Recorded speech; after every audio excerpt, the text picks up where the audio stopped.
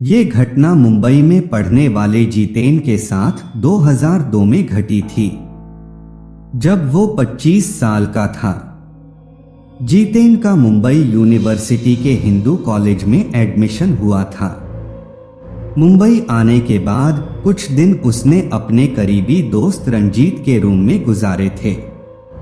रंजीत अपने कॉलेज के दोस्तों के साथ रहता था।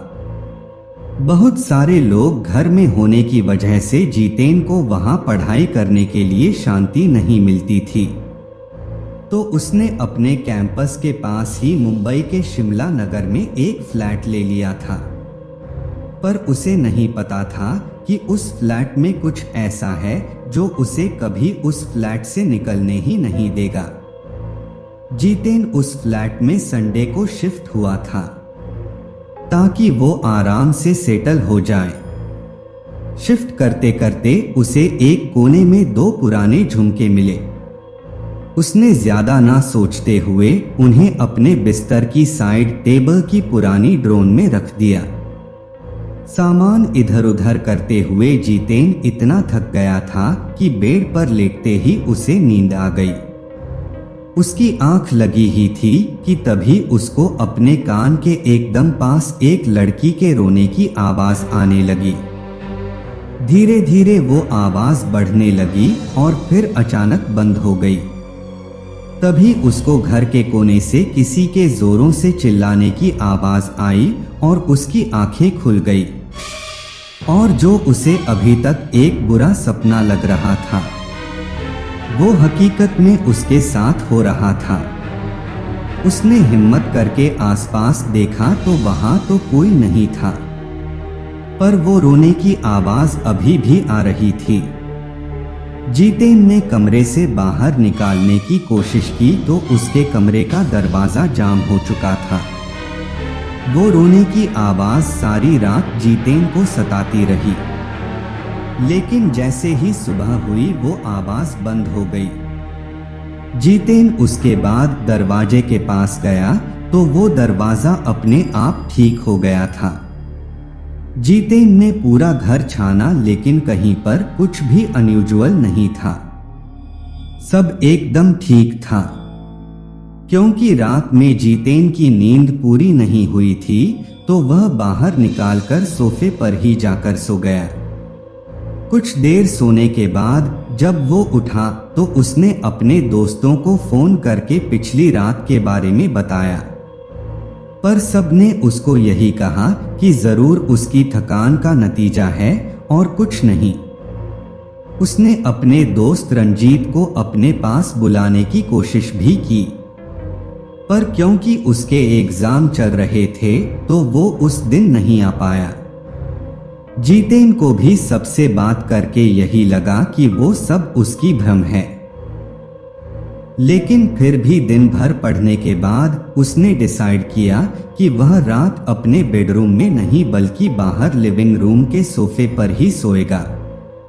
पढ़ने के बाद सोफे पर लेटते ही उसे नींद आ गई। कई घंटे बीत गए पर कुछ नहीं हुआ। तभी अचानक से जितेन को वही रोने की आवाज सुनाई दी और उसको ऐसा महसूस होने लगा जैसे कोई उसको खींच रहा है। लेकिन जैसे ही जितेन की नींद टूटी और आंखें खुली तो उसने देखा कि वहां कोई नहीं था। उसे लगा कि फिर से उसकी भ्रम है और वे सब कुछ इग्नोर करके फिर से सोने चला गया। कुछ ही देर में दोबारा उसकी आंख लग गई, लेकिन थोड़ी देर में उसे वही रोने की आवाज सताने लगी और इस बार वो एक अजीब सी घुटन महसूस करने लगा। सारी रात उसके साथ यही होता रहा। अगले दिन जितेन ने अपने फ्लैट के आसपास के लोगों से बात करने की कोशिश की, पर जो कुछ भी हो रहा था उसके बारे में उन्हें कुछ नहीं पता था, क्योंकि वहां पर रहने वाले लोग कॉलेज स्टूडेंट्स थे जो 1-2 साल पहले ही वहां आए थे। उसने परेशान होकर जब फ्लैट ओनर को कॉल किया तो उसका भी फोन नहीं लग रहा था। जितेन ने सबकी सलाह मानकर एक डॉक्टर को दिखाया। जिसने उसके अलग अलग टेस्ट किया, पर उसे कुछ नहीं मिला।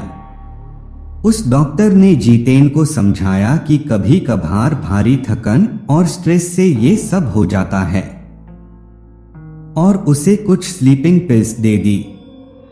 स्लीपिंग पिल्स लेकर जितेन सो तो जाता था, पर अब उसको अपने सपनों में एक लड़की दिखाने लगी थी, जो जोर जोर से एक कोने में बैठकर रोती थी और सपने में जितेन के लाख रोकने के बाद भी एक बिल्डिंग के टेरेस से छलांग लगा लेती थी। ऐसे सपनों से जितेन की तबीयत दिन दिन बिगड़ती ही जा रही थी। उसके दोस्त भी बीच में उसके साथ रहने आए और उन्हें कुछ महसूस नहीं होता था, जबकि जितेन को वही सपना हर रात आते थे। एक दिन जितेन कॉलेज से आया और वही लड़की जोर जोर से रोने लगा, क्योंकि वो सारे इंटरनल्स में फेल हो गया था और उसके एग्जाम्स पास ही थे। जितेन को ये डर था कि जो कुछ भी उसके साथ हो रहा था, उसकी वजह से वह एग्जाम्स के लिए भी कंसंट्रेट नहीं कर पा रहा था। उस दिन वो घबराहट के मारे गिर पड़ा और जमीन पर ही सो गया।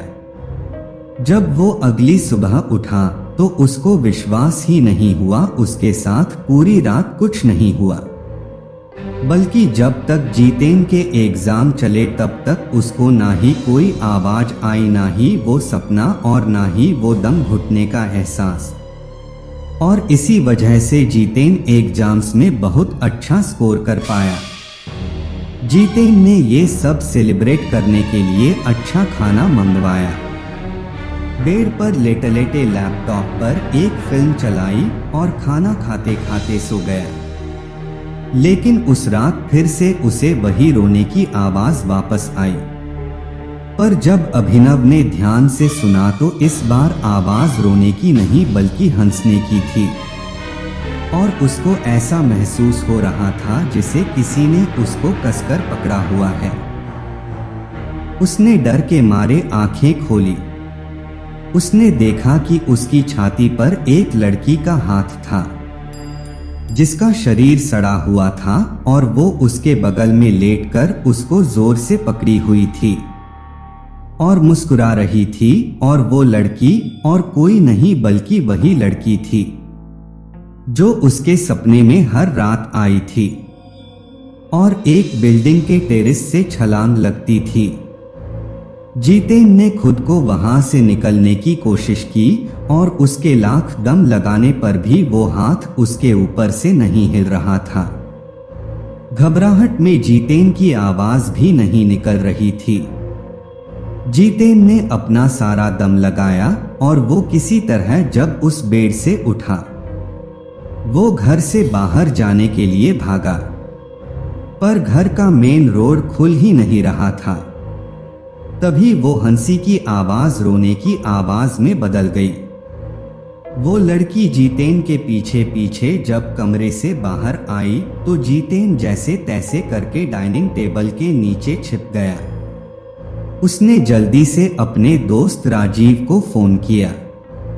उसने राजीव को पूरी बात बताई और उसे फौरन उसके फ्लैट आने को कहा। जितेन भगवान का नाम लेते हुए बस यही प्रार्थना कर रहा था कि वो किसी तरह बच जाए। लेकिन तभी वो लड़की डाइनिंग टेबल से उल्टी लटकी हुई जितेन की आंखों के सामने आ गई। उसे देखकर जितेन कांप उठा। उसका चेहरा भयानक लग रहा था। बाल बिखरे हुए थे और आंखें एकदम नीली पड़ी थी। उस लड़की के कान में वही झुमके थे जो जितेन को फ्लैट की सफाई करते समय मिले थे। जब रंजीत जितेन के फ्लैट पहुंचा तो उसने देखा कि जितेन लिविंग रूम में नीचे गिर पड़ा था और वो पूरी तरह जख्मी था। रंजीत तुरंत जितेन को अस्पताल ले गया। जितेन को बहुत चोट लगी थी, लेकिन जब उसे होश आया तो जितेन ने रंजीत को बताया कि उस लड़की की आत्मा जितेन को प्यार करने लगी है, पर वो उसका पीछा कभी नहीं छोड़ेगी। जीतेन हॉस्पिटल में धीरे धीरे रिकवर हो रहा था, लेकिन एक रात खबर आई कि जीतेन ने हॉस्पिटल बिल्डिंग के टेरेस से कूदकर अपनी जान दे दी है और लास्ट के साथ 2 झुमके भी पाए गए हैं। रंजीत को कभी समझ नहीं आया कि जीतेन दिमागी रूप से बीमार था। ये सचमुच उस लड़की की आत्मा ने उसके साथ ये सब किया था। खैर जो भी हो, उसने अपने जिगरी दोस्त को हमेशा हमेशा के लिए खो दिया था। अगर आपको ये वीडियो अच्छी लगी तो हमारा चैनल को सब्सक्राइब करना बिल्कुल मत भूलना।